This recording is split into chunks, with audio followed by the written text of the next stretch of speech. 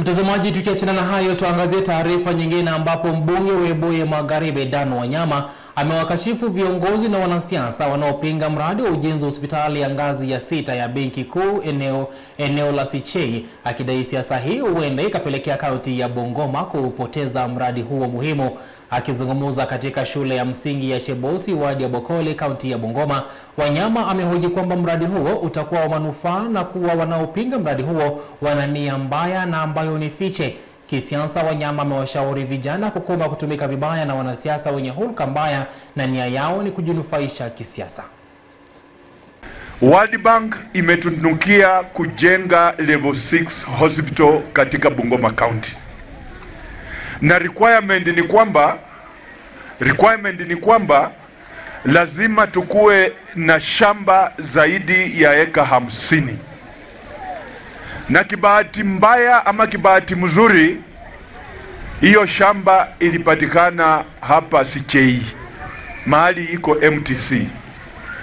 Nasikitika kwamba kuna kiongozi ambaye amepigiwa kura anasema hataki level 6 ijengwe Sichei, wanataka ijengwe town Bungoma, wanapinga mambo ya Sichei.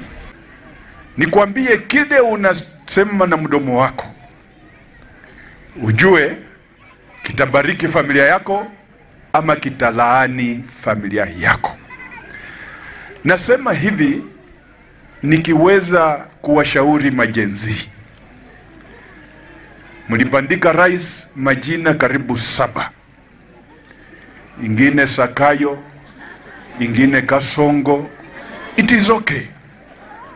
But you see, this is the President of the Republic of Kenya, duly elected.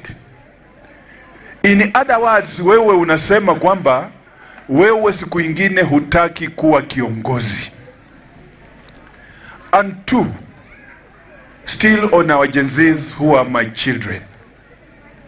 They are our sons and daughters.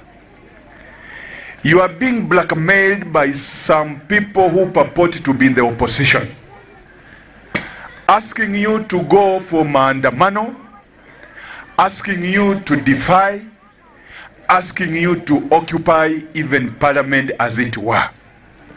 But remember, as these people tell you that, they are